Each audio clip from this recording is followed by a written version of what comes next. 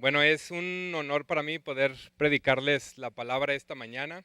Espero que sea un tiempo de bendición y puedan sacar provecho de este sermón. Como dijo el pastor, durante meses estuvo predicando expositivamente las dos cartas del apóstol Pedro, y este sermón, a diferencia de los otros, no va a ser un sermón expositivo, primeramente porque ya cubrimos las dos cartas de manera entera, y en segundo lugar porque el equipo pastoral consideró oportuno hacer un sermón temático con el propósito de que juntos como iglesia local de Misión de Gracia nos pudiéramos concentrar en un punto que se encuentra presente a lo largo de las dos cartas del apóstol Pedro, que es la importancia de la doctrina. Pero aunque este va a ser un sermón temático, nos vamos a esforzar en cada punto que desarrollemos para darle interpretación de cada texto de acuerdo a su contexto, buscando ser fieles a la revelación divina. Y para dar inicio nos ponemos de pie para dar lectura a la palabra de Dios. Como este no va a ser un sermón expositivo, no hay un texto específico que debamos de leer, porque creo que nos tomaría algo de tiempo leer las dos cartas enteras. Entonces vamos a leer Segunda de Pedro, capítulo 1, verso 16 al 21, y seleccioné este texto porque creo que resume muy bien lo que el apóstol Pedro considera acerca del valor de la doctrina en la palabra de Dios. Y la palabra dice, Segunda de Pedro, capítulo 1, verso 16 al 21.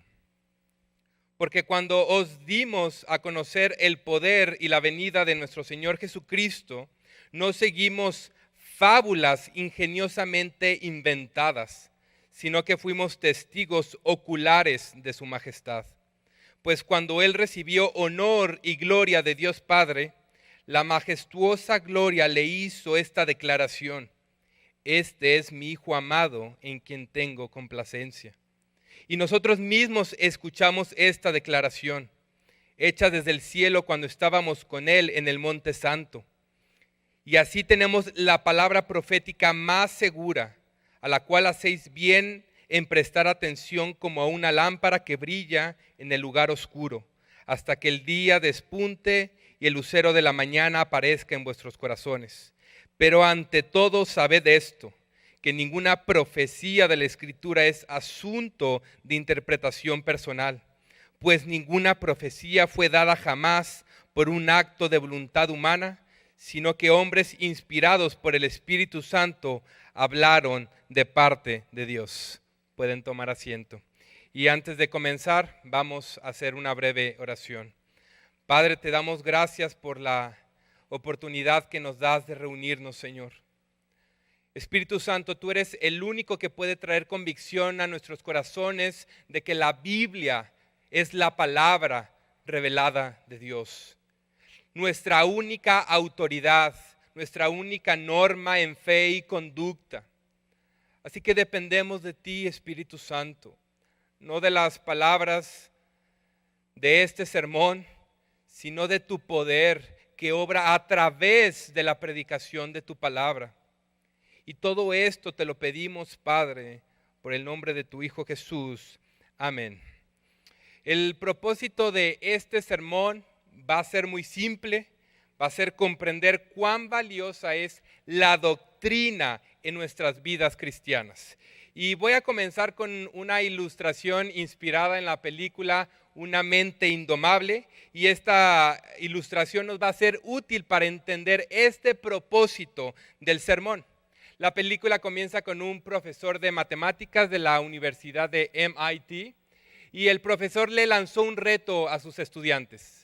Escribió un teorema en el pizarrón y el profesor no esperaba que sus estudiantes lograran descifrar esa operación matemática porque él sabía que era muy difícil de responder. Pero le dijo que aquel que lograra responder ese teorema se iba a ganar un lugar entre los grandes matemáticos y físicos del mundo. A la mañana siguiente, el profesor se llevó una sorpresa porque no solamente había una respuesta en el pizarrón, sino que la respuesta era correcta. El profesor quedó intrigado de saber quién era este alumno, pero nunca apareció el responsable. Así que escribió otro teorema, pero ahora uno más complicado. Un problema matemático que le costó 2 años resolver junto a un grupo de matemáticos expertos. Y la película, lo que sigue es de que un día el profesor estaba caminando por los pasillos de la universidad y de repente ve al joven encargado de la limpieza en su pizarrón y desde lejos le comienza a gritar que dejara de hacer grafitis. Así que el joven se enojó, le gritó y salió huyendo del salón. Pero cuando el profesor va y se acerca al pizarrón, se dio cuenta de que este joven de la limpieza no estaba haciendo un grafiti, sino que acababa de responder el teorema que había escrito y lo había respondido bien. Este joven solamente tardó unos pocos minutos en resolver lo que este profesor tardó 2 años. Este joven tenía una mente superdotada. No solamente era un genio en las matemáticas, sino en varias materias, en la materia que se te ocurra. Pero a pesar de su inteligencia, este joven estaba desperdiciando su vida. Se la pasaba robando, de fiesta con sus amigos, en peleas callejeras. Cuando tenía que comparecer ante la corte por un delito que hizo, él no tenía necesidad de un abogado porque era muy elocuente en su retórica y siempre se salía con la suya. Siempre lograba salir como inocente. Pero en esta ocasión el juez le dijo que su retórica, su elocuencia no le iba a ayudar para ser libre, sino que iba a tener que ir a la cárcel. Entonces el profesor de matemáticas se enteró que el joven estaba en la cárcel y fue con él para hacer un trato. Le dijo, yo puedo sacarte de la cárcel, solamente tengo 2 condiciones: que trabajes conmigo en la universidad, y la segunda petición es de que vayas a ver un psicólogo. El joven se empezó a reír, él no quería ir con un psicólogo. Dijo, estás loco, yo no voy a tomar terapia, pero accedió porque creo que eso es mejor que estar en la cárcel. El joven vio a los mejores psicólogos de la ciudad, pero ningún psicólogo quiso trabajar con él porque siempre salían avergonzados cuando el joven hacía pequeñas observaciones, lograba descifrar los grandes secretos que había en sus vidas, y muchos de ellos secretos muy vergonzosos. Pero cuando fue a ver al último psicólogo, todo cambió. El joven estaba en la oficina y observó un cuadro que pintó el psicólogo. En este cuadro había una gran tormenta y en el centro había una barca con un hombre. El joven se acerca, empieza a ver la pintura y le dice al psicólogo, al ver esta pintura supongo que este hombre en la barca eres tú. Y al ver esta tormenta, eso me hace pensar que te encuentras en una gran depresión. Y por los colores de la tormenta, eso me hace pensar que se trata de tu esposa. Se queda viendo más tiempo en la pintura y dice, tu esposa te fue infiel, ¿verdad? Seguramente encontró un hombre mejor que tú. Entonces en eso el psicólogo se levanta rápidamente, lo agarra del cuello, lo empieza a apretar y le dice, no te metas con mi esposa. Pero nos vemos mañana a la misma hora. Cuando vengan a consejería con Memo, no se preocupen, él no se altera tan así. Entonces, y al día siguiente fueron a un parque y tuvieron un diálogo fascinante. El psicólogo le dijo, estuve pensando durante toda la noche lo que dijiste sobre mí y la pintura, pero luego me acosté tranquilo sabiendo que todas las cosas que dijiste eran puras tonterías. Eres un joven muy inteligente, pero ¿sabes algo? Solamente eres un niño y no tienes ni idea de las cosas que tú hablas. Y luego el psicólogo le preguntó, ¿alguna vez has salido de la ciudad de Boston? El joven le respondió, no, nunca he salido de esta ciudad. Y el psicólogo le dijo, si te pregunto sobre el artista Miguel Ángel, seguramente lo sabes todo. Vida y obra, aspiraciones políticas, su amistad con el Papa, su orientación sexual, todo lo que haga falta. Pero tú no puedes decirme a qué huele la Capilla Sixtina. Tú nunca has estado debajo de ese techo y has contemplado su hermosura. Si te pregunto de la guerra, seguramente me vas a citar a Shakespeare. De nuevo a la brecha, amigos míos, pero tú nunca has estado en una. Nunca has sostenido a tu amigo entre tus brazos mientras exhala su último suspiro. Si te pregunto sobre el amor, me vas a citar un soneto, pero nunca has mirado a una mujer y te has sentido vulnerable. No sabes lo que es dormir en un hospital 2 meses porque tu esposa está muriendo de cáncer. No sabes lo que significa perder a alguien y solo llegarás a saberlo cuando ames a alguien más de lo que te amas a ti mismo. Este diálogo se me hizo fascinante y me hizo reflexionar mucho acerca de la vida cristiana, porque muchos cristianos son semejantes a este joven inteligente. Si les preguntan quién es Dios, pueden recitar versículos, pero no todos pueden recitar un encuentro personal con el Hacedor del universo. Si les preguntan qué es el Evangelio, pueden responder correctamente, pero nunca han clamado desde sus entrañas que Dios los rescate de sus pecados. Si les preguntan sobre la cruz, pueden narrar la historia, pero no pueden narrar historias de cómo esa cruz los ha afectado cada día de sus vidas. Si les preguntan sobre los sufrimientos de la vida cristiana, pueden hablar sobre la vida de algunos misioneros, pero no pueden mostrar sus propias heridas. Si les preguntan sobre qué trata la Biblia, pueden recomendar muy buenos libros a leer, pero ellos no pueden explicar las maravillas de lo que han visto con sus propios ojos al exponerse a la majestad de la palabra. Hermanos, todos somos teólogos. Ese es el título de este sermón. Todos somos teólogos. Una reflexión en las cartas de Pedro sobre la importancia de la doctrina. Y cada ser humano en este planeta es un teólogo, no importando si es cristiano, si practica otra religión o incluso si es ateo. Todos somos teólogos porque cada ser humano en este planeta tiene una opinión o una creencia acerca de quién es Dios. Entonces no es lo importante si somos teólogos, porque eso ya lo somos por naturaleza. Lo importante es cuál es nuestra doctrina. Si nuestra doctrina se ajusta a la verdad de quién es Dios.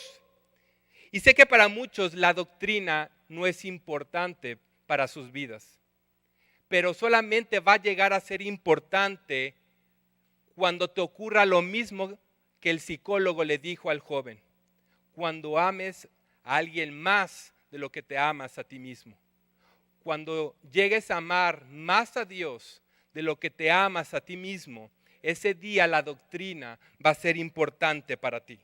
Y el apóstol Pedro fue un hombre que amaba más al Señor de lo que se amaba a sí mismo, porque para él la doctrina era importante. Tan solo pensemos brevemente quién era Pedro y qué cosas vivió. Pedro era un pescador que fue llamado por Jesús para seguirlo y dedicar su vida entera a él. Caminó junto a Dios el Hijo encarnado, escuchó sus enseñanzas, lo vio sanar enfermos, liberar endemoniados, alimentar multitudes. Llegó a ser el líder entre los apóstoles y supo lo que es sufrir por causa del nombre de Jesús y por causa del cuidado de la iglesia del Señor. La tradición histórica dice que Pedro tuvo que ver morir a su esposa mientras la crucificaban. Y lo último que Pedro le dijo a su esposa fue: acuérdate del Señor. La tradición histórica también dice que Pedro fue crucificado boca abajo, y eso se debió a su propia petición porque él no consideraba morir igual que su Señor. Entonces este hombre no necesitaba doctrina.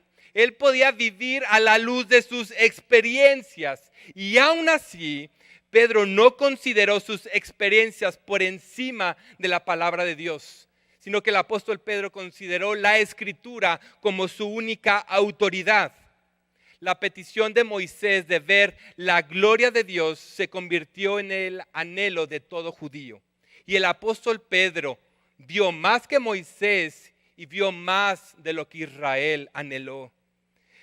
Pedro tuvo el placer de ver a Jesús ser transfigurado. Por un momento pudo contemplar tanto su humanidad como su divinidad. Y no solamente vio la gloria del Hijo, sino que escuchó la voz del Padre decir: este es mi Hijo amado, en quien me complazco, a él oíd. ¿quién de nosotros no daría lo que fuera para tener estas mismas experiencias? Y la razón por la cual envidiamos este tipo de experiencias es porque pensamos que Dios solamente nos dejó un libro con letras muertas. Exaltamos este tipo de experiencias porque creemos que la palabra de Dios está por debajo de lo que los hombres en el Antiguo Testamento vivieron o lo que los apóstoles vivieron a un lado de Jesús. Pero Pedro dijo que había algo mejor, algo más seguro que sus propias experiencias, y esa era la palabra de Dios. Pedro le escribió 2 cartas a un grupo de cristianos, en su mayoría gentiles, estaban ubicados en una provincia romana en Asia Menor, lo que actualmente se conoce como Turquía.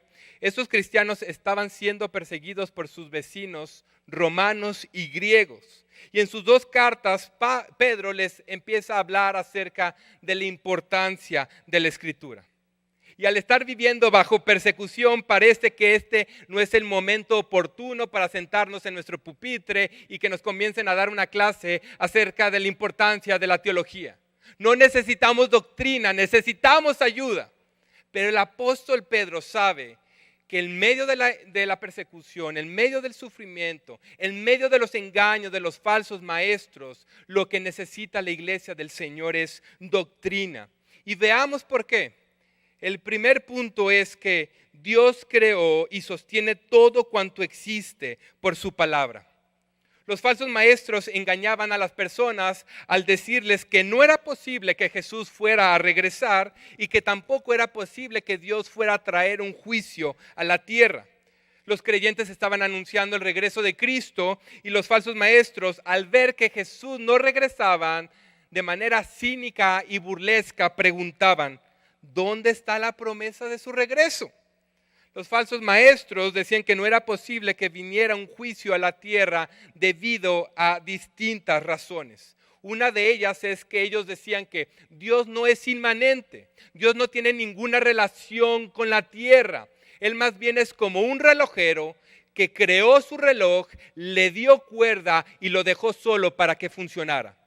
Y si Dios no interviene en las cosas del mundo, ¿qué les hace pensar que Él va a intervenir en el mundo con un juicio? La segunda razón es que decían que aun si Dios interviene en el mundo, en toda la historia de la humanidad, Dios nunca ha desatado un juicio. Y si Dios nunca ha desatado un juicio, ¿qué les hace pensar a ustedes que ahora lo va a hacer? Y luego decían que el mundo ha permanecido desde la eternidad de la misma manera. Con esto posiblemente creían que el universo no necesitaba de Dios como su creador, porque pensaban que el universo era infinito, y si el universo es infinito, por lo tanto no tiene un comienzo. Con esto de alguna manera estaban diciendo que tanto el universo como Dios tenían algo en común. Ambos eran eternos. Y el apóstol Pedro dice que los argumentos de los falsos maestros son absurdos, porque sus argumentos contradicen tanto la escritura como la evidencia empírica. Tan absurdos eran sus argumentos que incluso Pedro dice que ellos saben que lo que dicen es falso, porque ignoran voluntariamente la verdad, ignoran voluntariamente la evidencia palpable. Y en este caso ignoraban el juicio del diluvio y la creación del universo por parte de la palabra de Dios. Los cristianos hoy en día podemos dar mejores respuestas a los falsos maestros debido al avance de la ciencia. Hoy sabemos con certeza de que el universo no es infinito, sino que el universo tuvo un comienzo, porque todo lo que existe tiene una causa. Y si el universo llegó a existir, por lo tanto, el universo también tiene una causa.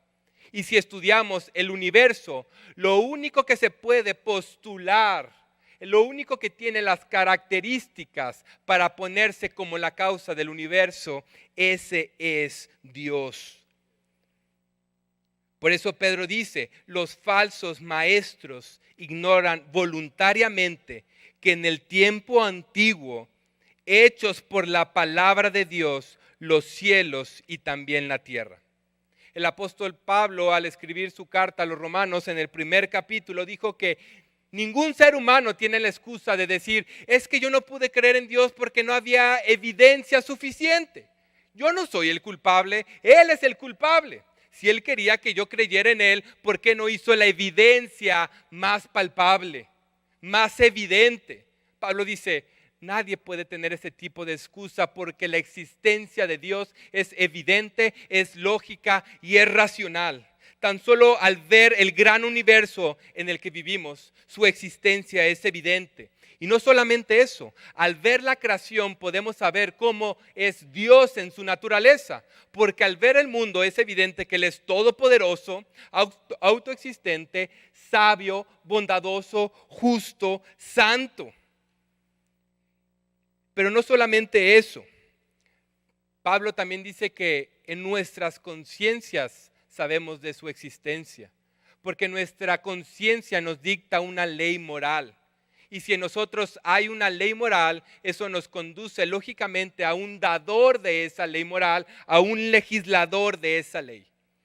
Por eso uno de los físicos y matemáticos más notables de nuestro siglo, el doctor Paul Davies, ganador del premio Templeton, dijo lo siguiente: existe evidencia poderosa de que hay algo sucediendo detrás de todo el universo.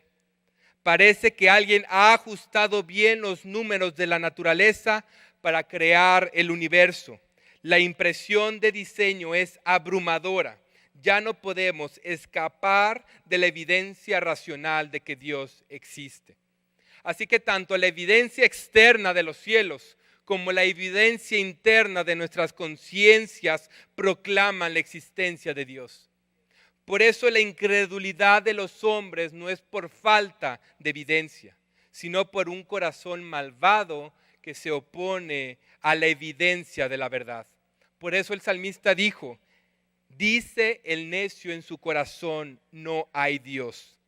Pero Pedro quiere que así como los falsos maestros ignoran voluntariamente la evidencia de que Dios intervino para crear el mundo, ahora la iglesia debe ignorar voluntariamente los argumentos irracionales de los falsos maestros. Pedro quiere que atesoremos la palabra escrita de Dios, pero antes de ayudarnos a atesorar su palabra escrita, quiere hacernos ver el poder de Dios en la creación, de que nos asombremos cómo Dios se ha revelado a la humanidad por medio de lo creado. Ese tipo de revelación los teólogos le llaman la revelación natural. Por eso el salmista dijo, los cielos cuentan la gloria de Dios y el firmamento anuncia la obra de sus manos. Nosotros como seres humanos podemos crear cosas asombrosas. Tan solamente vean un avión, vean una computadora, pero nosotros solamente podemos crear a partir de cosas que ya existen. Necesitamos materia prima, pero Dios no creó el universo con una especie de plastilina cósmica que le dio forma y después de darle forma hizo el universo. No, la Escritura dice que Dios hizo los cielos y la tierra de la nada, una palabra que se llama ex nihilo. De la nada Dios habló y todo fue hecho. A esto también los teólogos le llaman el fiat de su palabra. La palabra fiat quiere decir que todo lo que Dios habla se hace realidad. Dios dijo, sea la luz, ¿y qué obtuvo? Lo que Él habló, luz. Si Dios pudo hacer todo de la nada con el poder de su palabra, ¿qué no podrá hacer Él con su palabra en nuestras vidas? Algunos llegan a pensar que su existencia se debió a un accidente o incluso a un error de sus padres, pero ahora sabemos que se debe al fiat de su palabra. Existimos por su voluntad, existes porque Él quiso. Pero Dios no solamente creó todo por su palabra, sino que sostiene todo en existencia por el mismo poder de su palabra. Pedro dijo, pero los cielos y la tierra que existen ahora están reservados por la misma palabra. Segunda de Pedro 3:7. Pedro estaba diciendo que esta tierra va a ser destruida por el juicio de Dios, pero la razón por la cual ahorita sigue existiendo es por el poder de su palabra. Y desde Génesis vemos que Dios se revela como un solo Dios y que fuera de Él no hay otro Dios. Pero hay algo que llama nuestra atención al leer el Génesis y es el nombre de Dios en su idioma original. Porque en el idioma original no dice Dios, sino que dice Elohim. Elohim es el primer nombre de Dios que Él revela. Pero hay algo curioso en este nombre. Ese nombre no es singular. Ese nombre está en plural. Pero Dios está revelando como un solo Dios, cómo es que su nombre puede estar en plural. La razón es que Dios quiere enseñarnos que Él existe como uno en esencia, pero eternamente como tres personas. El Génesis revela que Dios es el creador. Revela el espíritu que se mueve sobre la faz de las aguas y revela a Dios como la palabra por la cual todas las cosas fueron hechas. Un Dios en esencia y tres en persona. Y esta revelación se comienza a ser mayor cada vez que vamos avanzando en la Escritura. Y ahora tú puedes pensar, ¿qué tiene que ver eso con la importancia de la palabra de Dios y el valor de la doctrina? Porque Dios revela que su palabra no son meros sonidos que salen de su boca, sino que su palabra es una persona que existe dentro de la Trinidad. El apóstol Juan revela esa verdad al inicio de su evangelio cuando dice, en el principio existía el verbo, es decir, la palabra, y la palabra estaba con Dios y la palabra era Dios. Él estaba en el principio con Dios, todas las cosas fueron hechas por medio de Él y sin Él nada de lo que ha sido hecho fue hecho. Y la palabra se hizo carne y habitó entre nosotros y vimos su gloria. Gloria como el unigénito del Padre, lleno de gracia y de verdad. La palabra por la cual Dios creó todas las cosas no era un mero sonido. No se trataba ni siquiera de una voz, sino que se trataba de Jesucristo, la palabra. Por eso el autor de Hebreos dice, el Hijo, la palabra, es el resplandor de su gloria, la expresión exacta de su naturaleza, y Él sostiene todas las cosas por la palabra de su poder. Así que cuando Pedro está hablando acerca del valor y la importancia de la palabra de Dios en la creación y el poder de la palabra al sostener la existencia de la creación, Pedro está pensando en la persona de Jesucristo. Hubo un día que acompañé a un hermano de la iglesia a pintar una casa y pensé que iba a ser un trabajo sencillo. Pero después de 8 horas de trabajo llego a la casa, me duelen las manos, abro la ducha, agua caliente para relajar los músculos, estoy tan adolorido que tengo que poner la tina, me acuesto y estoy tan cansado que me quedo dormido. Y Dios no es como nosotros, hermanos. Isaías dijo, ¿acaso no lo sabes? ¿Es que no lo has oído? El Dios eterno, el Señor, el creador de los confines de la tierra, no se fatiga ni se cansa. Cuando Dios sostiene su mundo por el poder de su palabra, Él no derrama ni una sola gota de sudor. Todos nosotros delante de Dios padecemos de una enfermedad llamada osteogénesis imperfecta. Esta enfermedad también es conocida como huesos de cristal.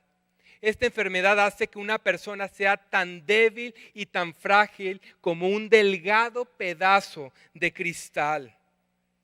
Y nos preguntamos, ¿qué fuerzas? Piensen en la iglesia que recibió esta carta, ¿qué fuerzas podemos recibir en medio del sufrimiento? Y Pedro dice, vean el poder de la palabra de Dios al crear el universo y a sostener el universo en su existencia. ¿Acaso Él no va a poder sostener a su iglesia de huesos de cristal? No olvidemos que Dios se acuerda de que somos polvos. Y Pedro no dice solamente que su palabra creó el universo y sostiene el universo, sino que por esa misma palabra Dios va a crear cielos nuevos y una tierra nueva para los creyentes. En esta tierra sufrimos, en esta tierra corrompida, sentimos dolor, sentimos tristeza en este mundo corrompido por el pecado, pero Pedro dice, Él por esa misma palabra va a crear un nuevo mundo. cielos nuevos y tierra nueva. Segunda de Pedro 2:13 dice, nosotros esperamos, según sus promesas, cielos nuevos y tierra nueva, en los cuales mora la justicia. No hay nada que temer, no hay nada que no vaya a ser recompensado en esta nueva creación. En este mundo donde sientes dolor, donde sientes tristeza, donde hay lágrimas, donde hay muerte, Pedro le dice a la iglesia, tu esperanza debe estar en la palabra de Dios, que así como creó este mundo, ahora va a crear un nuevo mundo para nosotros. Pero en este mundo no va a habitar el pecado, sino como él dice, va a morar la justicia. Y sobre todo va a morar el Hijo de Dios, nuestra mayor recompensa. Pero Pedro también sabe que aunque la revelación natural de Dios nos habla del poder de su palabra, eso no es suficiente para sostenernos en medio del sufrimiento. Necesitamos una mejor revelación, una revelación especial que es su palabra escrita.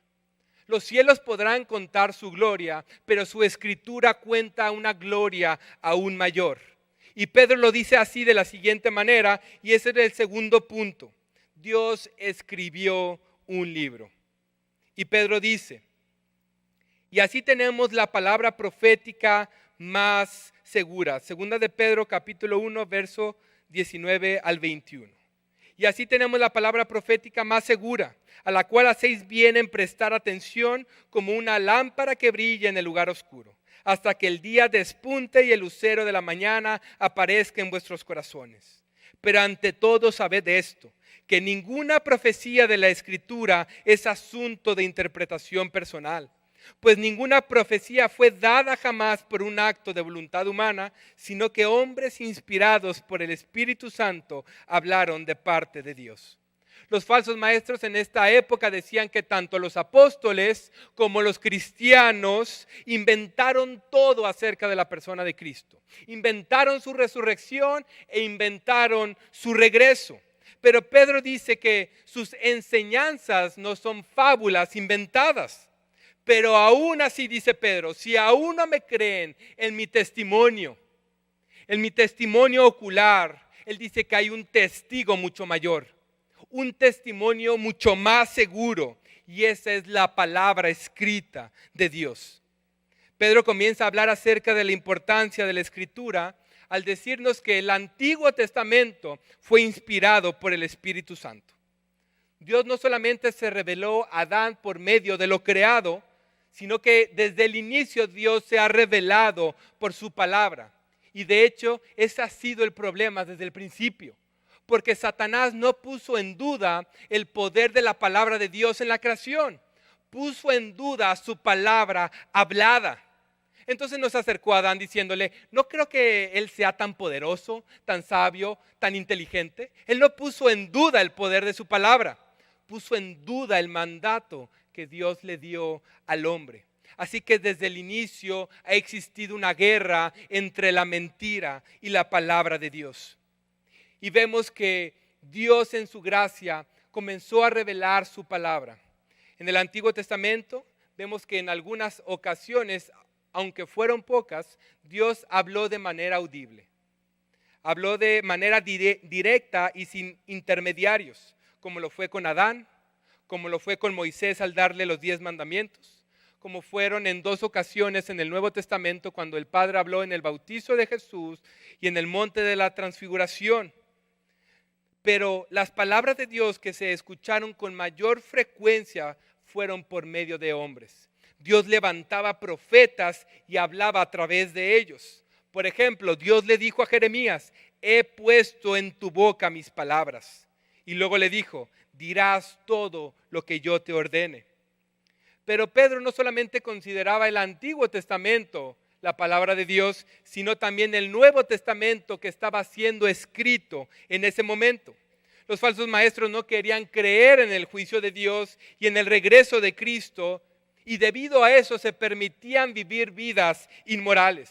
Incluso agarraban las cartas del apóstol Pedro y las distorsionaban para poder justificar sus pecados. Ellos decían cosas como, si la palabra dice que al que se le perdona mucho, se le ama mucho, entonces voy a pecar más para que Dios me perdone más y así Él me ame aún más. Y también decían cosas como, si donde abundó el pecado, sobreabundó la gracia, yo quiero más gracia en mi vida, entonces voy a pecar más para que sobreabunde más la gracia en mi vida. Pedro dice, estos falsos maestros toman las escrituras de Pablo y las tuercen para su propia perdición. Pedro dice, 2 de Pedro 3:15 al 16, y considerad la paciencia de nuestro Señor como salvación, tal como escribió nuestro amado hermano Pablo, según la sabiduría que le fue dada. Asimismo, en todas sus cartas habla en ellas de esto, en las cuales hay algunas cosas difíciles de entender que los ignorantes e inestables tuercen, como también tuercen el resto de las escrituras para su propia perdición. Pedro está diciendo que tuercen las cartas de Pablo, así como tuercen el resto de las escrituras. Y las escrituras es un sinónimo para referirse al Antiguo Testamento. Y Pedro consideraba las cartas de Pablo como parte de las escrituras inspiradas por Dios. Pero Pedro le está diciendo sobre este tema a la iglesia porque quiere que conozcan a Dios, cómo Dios escribió un libro y que lo que escribió lo hizo para revelarse a nosotros y relacionarse con nosotros. No hay nada mejor en medio del sufrimiento que saber que Dios se quiere revelar a nuestras vidas, que se quiere relacionar con nosotros. Él no es como un niño jugando a las escondidillas, mandando acertijos a ver si adivinamos lo que Él dice, sino que Dios le ha placido revelarse de una manera clara. Por eso Dios le ordenó a los profetas no solamente hablar sus palabras, sino escribirlas. Por ejemplo, Dios le dijo a Jeremías, escribe en un libro todas las palabras que te he dicho. Del mismo modo, Jesús anticipó la escritura del Nuevo Testamento al decirle a sus apóstoles que Él iba a enviar al Espíritu Santo y que el Espíritu Santo les iba a recordar todas las cosas que Él les había enseñado. Y los apóstoles sabían cuándo llegó ese momento, porque ellos estaban conscientes que las cartas que escribían eran inspiradas por el Espíritu Santo. Por eso vemos, por ejemplo, Pablo decirle a los corintios, y esto que les escribo es mandato del Señor. Entonces Dios nos mostró su amor al dejar por escrito su palabra, porque de esa manera ya no tenemos que confiar en la memoria de otros hombres o confiar en la tradición oral. Ahora en su palabra escrita podemos examinar y estudiar cada una de sus palabras con precisión y con detenimiento para nuestro gozo. Dios al escribir un libro hizo que su escritura fuera confiable, permanente, accesible, inerrante, infalible y clara para entender. La revelación natural nos dice que Dios existe y nos convierte en teólogos, pero Dios quería que fuéramos teólogos con una sana doctrina, con una doctrina que sea acorde a quién es Él. Por eso no fue suficiente su revelación natural, sino que nos dio su revelación especial, que es su palabra escrita. Por eso el salmista dijo, has engrandecido tu nombre y tu palabra sobre todas las cosas. El salmista está diciendo que Dios ha puesto su palabra a la misma altura que su nombre. Y su nombre representa todo lo que Él es. Pero hay muchos cristianos que buscan bajar la palabra de esa altura y ponerla por debajo de sus propias experiencias, por debajo de sus propias revelaciones, por debajo de sus sueños, por debajo de las impresiones que tienen en su corazón. Pero el salmista dice, Él ha puesto a la misma altura de su nombre su palabra. Así que hermanos, no debemos poner en lo bajo lo que Dios ha puesto en lo alto. Dios nos mandó a obedecer y creer su palabra, no a creer y obedecer lo que ciertas personas dicen. No nos mandó a creer y obedecer las palabras de hombres malvados que se hacen llamar o apóstoles o profetas. Entonces, esto nos lleva a nuestro tercer punto, que es su plan de redención de la palabra. Dios ha revelado su poder de su palabra en la creación y se ha revelado al hombre de manera especial en su palabra. Y ahora Pedro pasa a decirnos que necesitamos desesperadamente su palabra, porque solo en ella Dios nos revela su plan de salvación. La creación te dice que hay un Dios, pero solo en la Biblia puedes conocer cómo relacionarte con ese Dios. Si Dios solamente se revelara por la creación, estaríamos condenados, porque sabrías que hay un Dios y al mismo tiempo sabrías que no te sometes a ese Dios. La pregunta sería, ¿cómo he de ser salvo? ¿Cómo me he de relacionar con este Dios? Así que Dios en su gracia nos da su palabra y en su palabra nos revela su plan de salvación. Por eso Pedro escribe en 1 de Pedro capítulo 1, versos 10 al 11.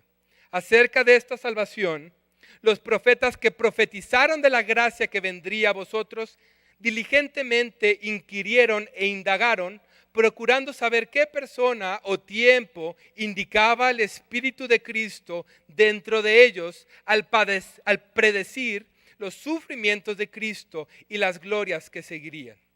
En una ocasión iban 2 discípulos rumbo a una ciudad llamada Emaús después de que Jesús había muerto, después de 3 días. Estos discípulos no esperaban que Jesús resucitara y mucho menos que interviniera en su camino rumbo a Emaús. Pero Jesús se les aparece. Pero estos hombres no logran entender y no logran ver que se trata del mismo Señor. Así que estos hombres iban hablando acerca de las cosas que habían ocurrido. Y el Señor se acerca y les dice, ¿de qué hablan? ¿Acaso eres el único extranjero en Jerusalén que no tiene idea de las cosas que han pasado? Y Jesús, me da risa esa parte, les dice, ¿qué cosas?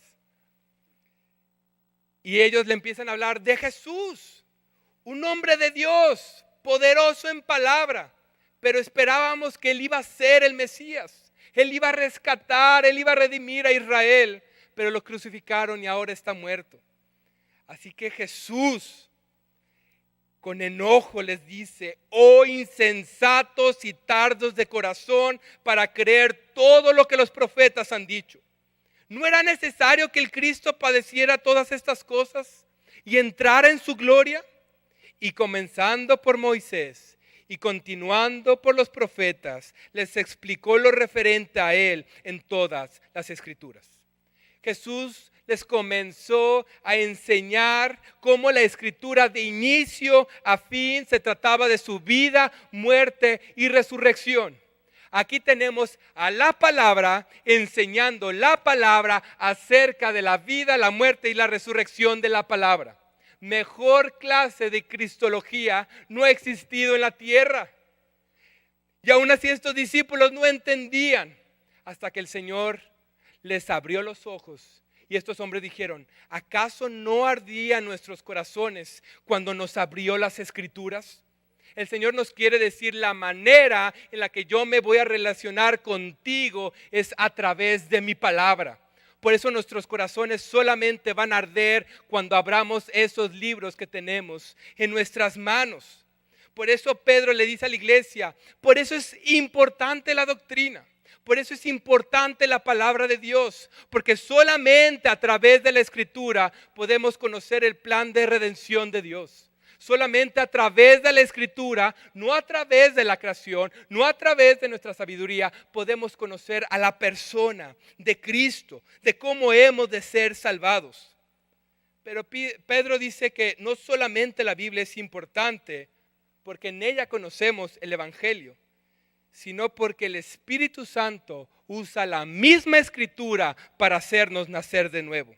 El nacer de nuevo es la obra del Espíritu Santo en la cual Él abre nuestros ojos, quita nuestros corazones de piedra, corazones incrédulos, nuestros corazones que aborrecen a Dios, los corazones que oprimen la verdad, Quita el Espíritu Santo ese corazón y da un corazón de carne. Un corazón de carne que puede amar a Dios y atesorar a Cristo sobre todas las cosas. En el nuevo nacimiento el Espíritu de Dios nos da fe en Cristo y nos une a Él. Y como Él es la vida, al unirnos a Él es que pasamos de muerte a vida. Es en esta unión lo que Pedro dice, nos hacemos participantes de su naturaleza divina. Y eso nos lleva al cuarto punto, que somos renacidos por su palabra. Y Pedro lo dice de la siguiente manera. Primera de Pedro, capítulo 1, verso 22 al 25. Pues habéis nacido de nuevo, no de una simiente corruptible, sino de una que es incorruptible, es decir, mediante la palabra de Dios, que vive y permanece. Porque toda carne es como la hierba y toda su gloria como la flor de la hierba. Secase la hierba, caese la flor, mas la palabra del Señor permanece para siempre. Y esta es la palabra que os fue predicada. Hay una historia que me encanta, que es sobre la conversión y ejecución de un hombre llamado Tokichi Ichi. Este hombre fue ejecutado por causa de asesinato en Tokio en el año de 1918. Y me gusta esta historia porque es un ejemplo real de lo que Pedro está diciendo, acerca de cómo el Espíritu Santo usa la palabra para salvarnos, para concedernos fe, para revelarnos a Cristo. Y la historia de Tokichi dice así. Él escribe en su diario, había sido enviado a prisión más de 20 veces y era conocido como alguien tan cruel como un tigre. En cierta ocasión, tras atacar a un funcionario de la prisión, fue amordazado y atado, y su cuerpo fue colgado de tal manera, según dijo, sus dedos apenas podían tocar el suelo. Pero se rehusó con testarudez decir que sentía lo que había hecho.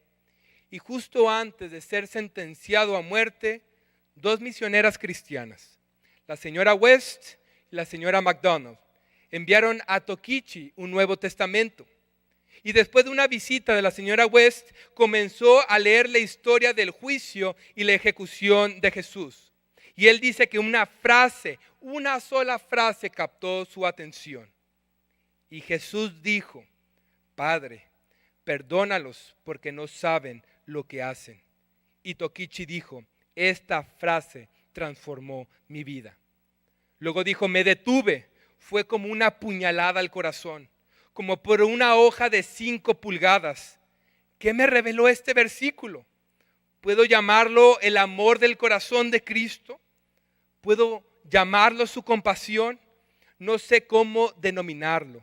Lo único que sé es que con un corazón inexplicablemente agradecido creí. Dios usó su palabra para salvar a este hombre. Por eso Pedro dice que somos renacidos por la palabra de Dios que vive y permanece para siempre.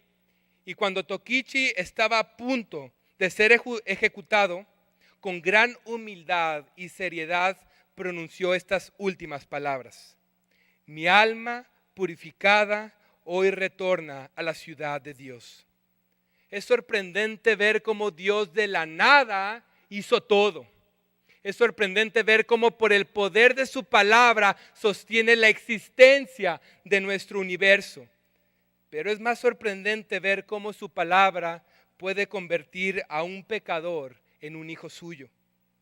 Pero aunque la palabra nos revela quién es Dios, Pedro está consciente de que no todos van a creer. Y eso nos lleva al quinto punto, que su palabra es rechazada por los incrédulos. Pedro dijo que Jesús es la piedra angular en la cual la iglesia se construye, mientras algunos son salvados por la piedra angular, otros se tropiezan con esa piedra. Y Pedro dice, pues ellos tropiezan porque son desobedientes a la palabra, pero para eso estaban destinados. Y luego dice que hay mujeres cristianas que tienen esposos que son desobedientes a la palabra. Y sé que en esta mañana hay personas que rechazan la palabra de Dios. Personas que no creen que la Biblia sea la palabra inspirada de Dios. Y déjame decirte por qué no crees. Pablo dice en 1 Corintios, capítulo 22, verso 13. El que no tiene el Espíritu no acepta las cosas que proceden del Espíritu de Dios, pues para él son locura. No puede entenderlo porque hay que discernirlo espiritualmente.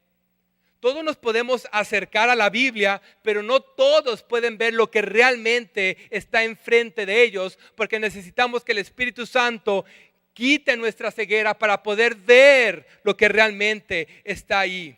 Esa experiencia es como los dos ladrones que fueron crucificados a un lado de Cristo. Los dos estaban viendo a la misma persona. Los dos estaban escuchando las mismas palabras. En un momento los dos estaban insultando a la misma persona, pero de repente, de manera inesperada, uno cambió su actitud y comenzó a decir: este hombre es inocente.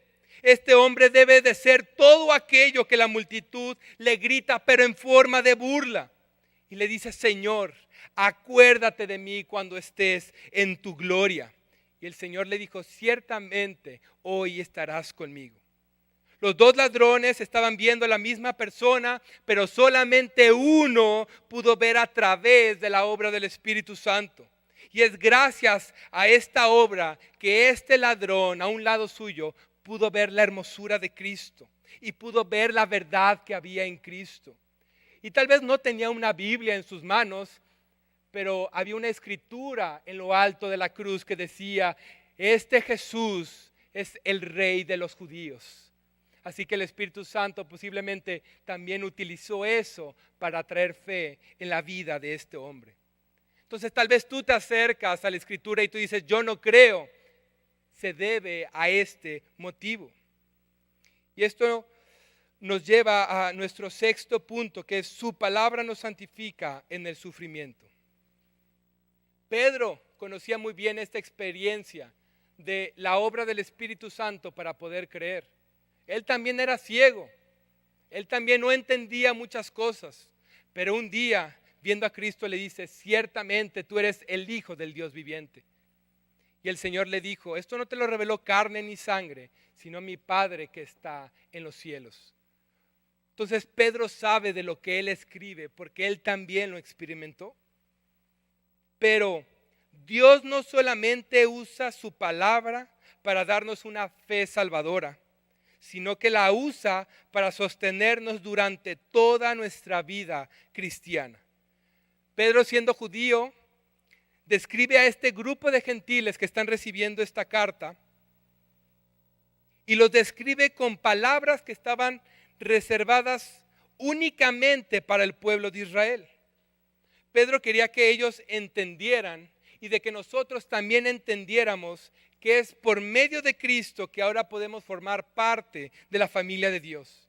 Ahora, como la iglesia de Cristo, somos el pueblo de Dios que se encuentra en un nuevo éxodo. Pero nosotros no hemos sido redimidos a través de corderos terrenales, sino que hemos sido redimidos por medio de Cristo. Él es nuestro cordero redentor. Él es nuestra Pascua. Somos el pueblo de Dios que vive bajo el nuevo pacto. Pero ya no tenemos una ley escrita en tablas de piedra, sino que tenemos la ley de Dios escrita en nuestros corazones. Somos el pueblo de Dios que ya no tiene un tabernáculo y tampoco tiene un templo, sino que tenemos a Cristo como nuestro templo para poder acceder al Padre. Y ahora también nosotros como iglesia somos un templo donde habita el Espíritu de Dios. En este mundo que es nuestro Egipto y Babilonia, tan solo somos unos inmigrantes de los cielos. Somos un grupo de refugiados que se encuentran exiliados esperando su verdadero hogar. Cuando Israel huyó de Egipto rumbo a la tierra prometida, tuvieron que recorrer un largo desierto.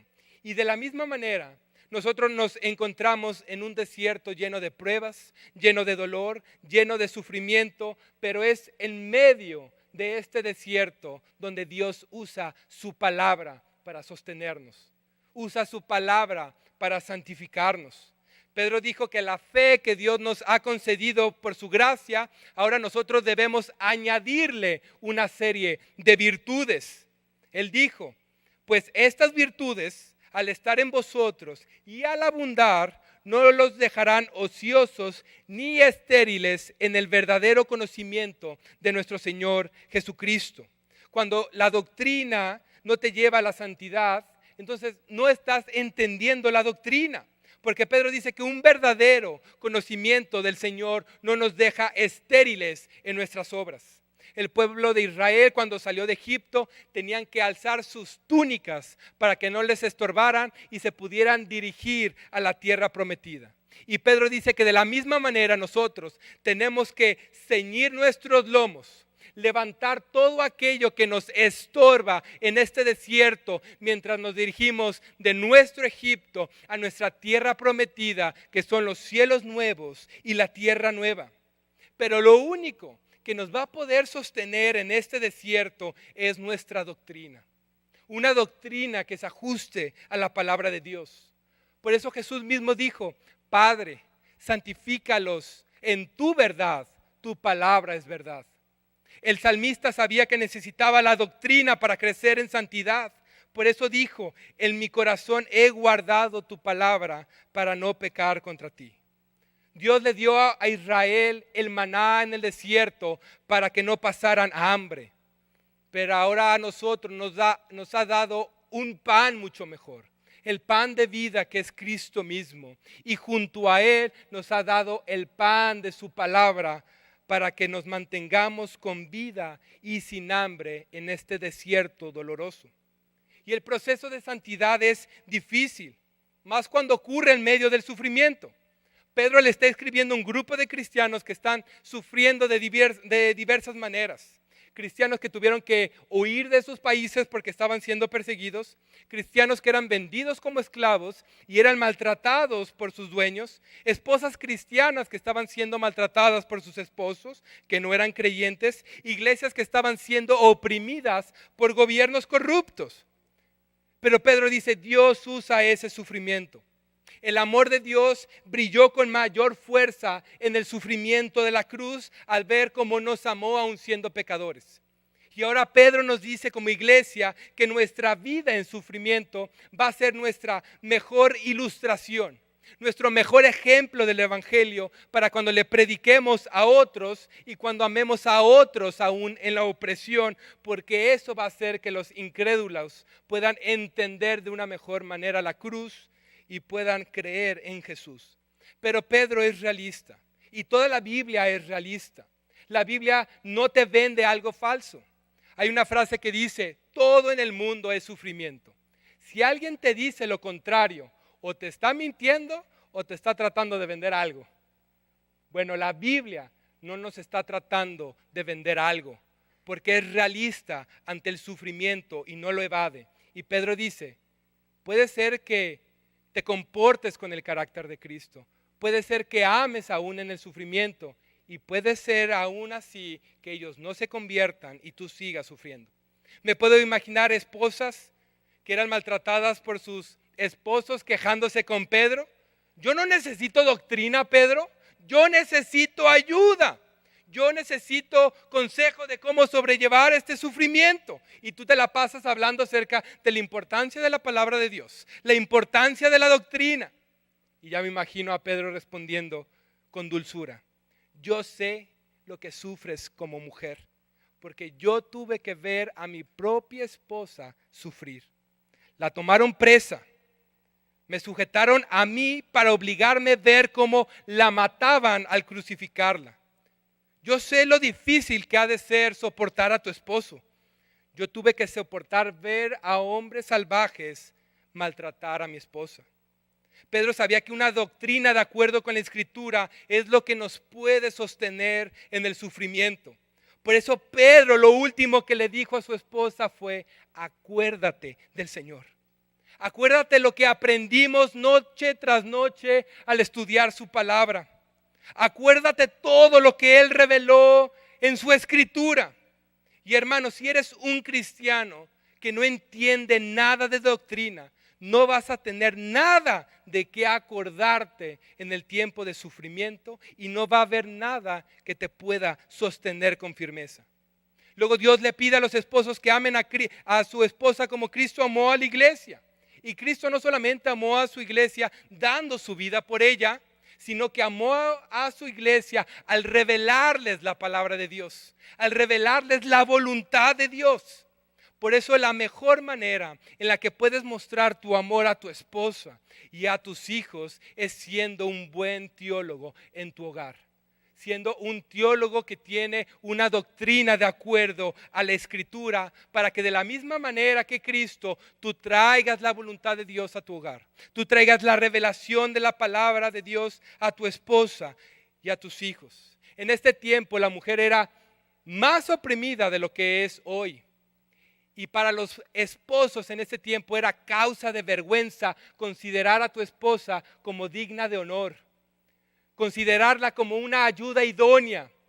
Y aquí vemos a Pedro siendo fiel al Señor, al mostrar su amor delante de su esposa, delante de esta multitud, diciéndole, acuérdate del Señor. El sufrimiento es un extraño regalo de parte de Dios que nos purifica para desear más la nueva creación que este mundo temporal. Y esto es lo que nos lleva al último punto, que es por lo tanto guardemos su palabra.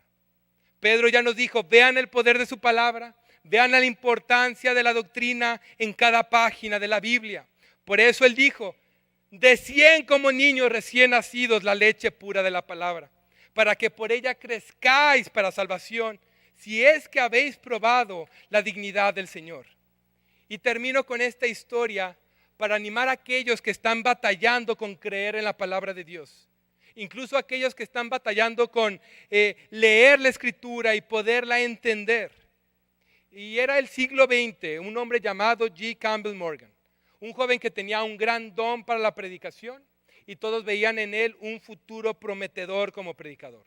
Pasó el tiempo y Morgan se hizo un predicador muy reconocido.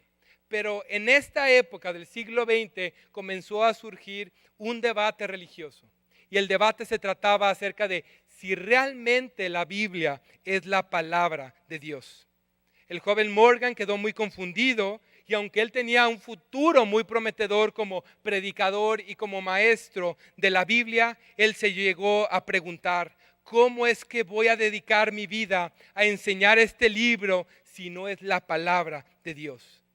Su crisis comenzó a aumentar y llegó a su cúspide donde él tuvo que ser sincero consigo mismo y dijo, ya no estoy seguro de que la Biblia sea la palabra que Dios reveló a la humanidad.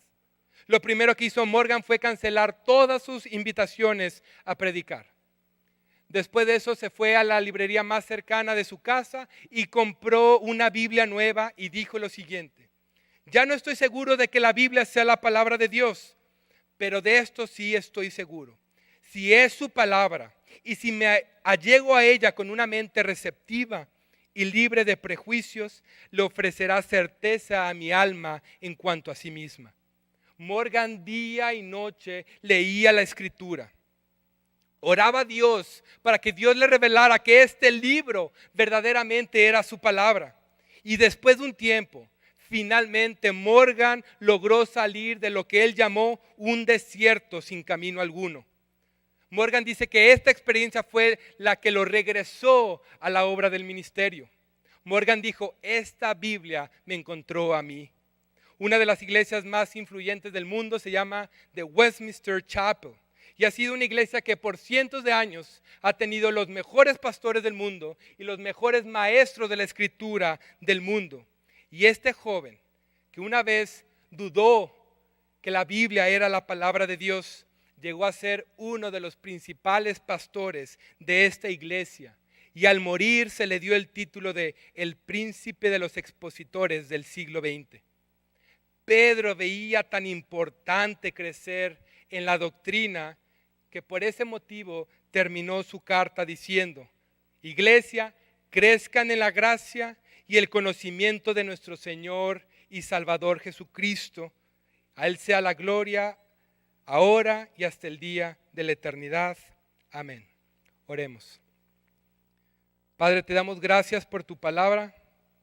Gracias que por ella podemos ver tu poder al ver cómo creaste el universo. Es por tu palabra que sostienes el mundo en existencia y eso nos incluye a nosotros. Si tú te sentías lejos de Dios o sentías a Dios lejos de ti, tan solo siente tu respirar, porque eso se debe al poder de su palabra sosteniendo tu vida. Gracias por tu palabra, Señor, que en ella nos revelas el evangelio de nuestra salvación. Gracias por tu palabra, porque en ella podemos conocer a nuestro Rey y Salvador, que por su vida, por su muerte y por su resurrección podemos ser reconciliados contigo. Gracias por tu palabra que nos santifica, que nos sostiene en medio del sufrimiento, en este desierto mientras nos dirigimos a nuestra tierra prometida, a los cielos nuevos y tierra nueva, Señor. Y gracias por esta palabra que te pedimos nos ayudes a guardar, nos ayudes a desearla así como un niño desea la leche del pecho de su madre, Señor. Te damos gracias por esto y te pedimos, Espíritu de Dios, que sigas obrando en nosotros. En el nombre de Jesús, amén.